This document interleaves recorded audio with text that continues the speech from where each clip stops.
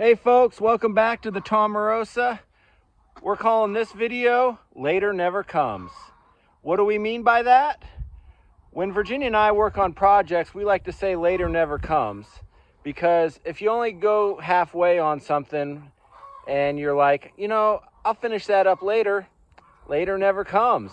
So we try and do things right the first time and get them done, but sometimes things slip through. And today we're working on something that has slipped through for about 3 years now. So behind me, you see the headlocks here.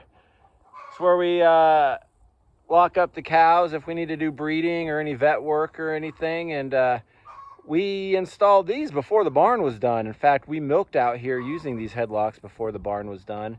But the headlocks themselves aren't done. So let's look what needs to be done. So on the headlock here, these arms here swing back and forth, and then you have a control rod that runs along the top. Now right now, because the control rod is turned sideways, these little catches, they slide back and forth and they don't catch on these brackets here, because that's what actually locks the headlock in.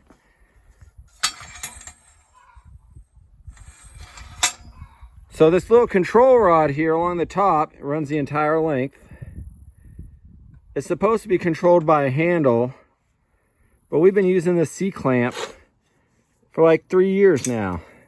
So I'm just going to take this off. And I dropped it. So when this lies flat like that, this catches.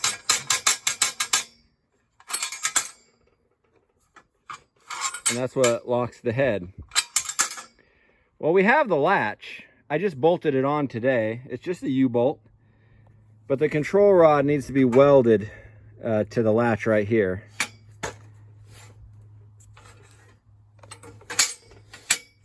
And I just never got around to welding it.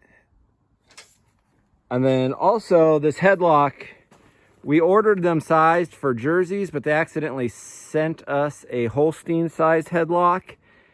And so to rectify that, they sent us some reducing spacers. They look like this. They're just a galvanized channel. But they fit up in here like this against this pipe to build it out. So yesterday we had a power outage while we were processing, which meant I had to get the generator hooked up to the tractor to provide power to the dairy, which worked great. We love our generator. But what I did afterwards, after we got power back on, is I didn't unhook the generator because I need the generator for the welder. And I did that on purpose because I'm like, you know, I need to weld those headlocks. And so that's what we're going to do today. We're going to finally get it done 3 years later, but I got to change out. I'm in my nice clothes, just got back from the farmer's market, so I'll see you on the other side.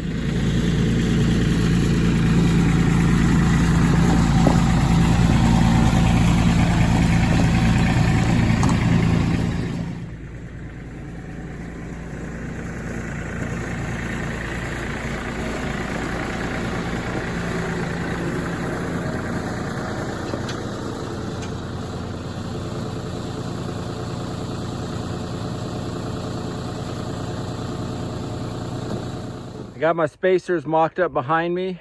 Now this whole headlock assembly is hot dip galvanized, and you can weld on galvanized, but there are some precautions you have to take because of the metal fumes that come from the zinc. So what I'm going to do first is just grind off some of that zinc before I even start welding, and then I'll just wear respiratory protection, and we got a little bit of a breeze too, so that'll help. So yeah, let's get started.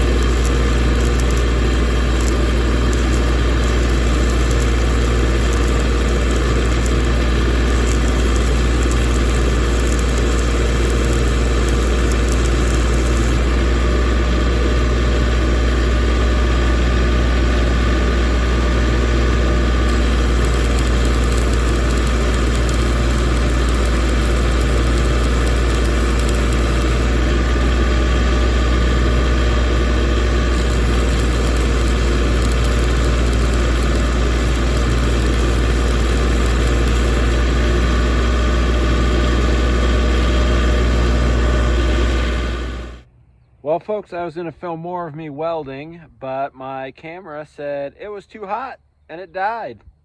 So that's all you get. But I'm all done with the project. You probably don't want to see my welds anyway. You know, it's the old joke, you know, what's the difference between a welder and a farmer? A welder doesn't think he can farm. So, but I'm all done. Finally got the handle installed. So take the safety pin out and now you just rotate, and it rotates the control rod there. So very excited about that. Put this pin back because I wouldn't want to forget it, and then the cows accidentally lock themselves up and I don't know about it. And got my dividers on. So I only put the, or not dividers, I only put the spacer bars on the 3 headlocks on that end of the system. And the reason being is that the headlocks have worked pretty well for our cows, even though they're Holstein sized headlocks and we have jerseys, except for our yearlings. Sometimes their heads are still a little too small.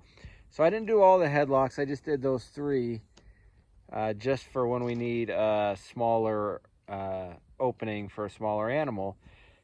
Because I don't know with these Angus crosses that we're going to have, that we do have with rodeo, and which we will have in the future with more breeding, you know, they probably have a thicker neck. So I'm probably going to want to keep these 3, the closest to the control, keep these 3 a little bit wider. So, but you know, I finally got this project done. It only took me 3 years, and now I'm very happy. I can check that off the list. Thanks for joining me on the Tomarosa. Only had one little mishap here on the project. I was busy welding and I smelled some smoke. I'm like, I'm not supposed to smell smoke. And looked over, and a little patch of grass here caught on fire. Even though I'd wetted down the entire area, I must not have got this area good enough. And luckily I had the hose right close by because I anticipated something like this might happen. I was able to extinguish it pretty easily. But even after I was done with this project being so hot and dry, you know, I maintained a fire watch for a while before I left it unattended.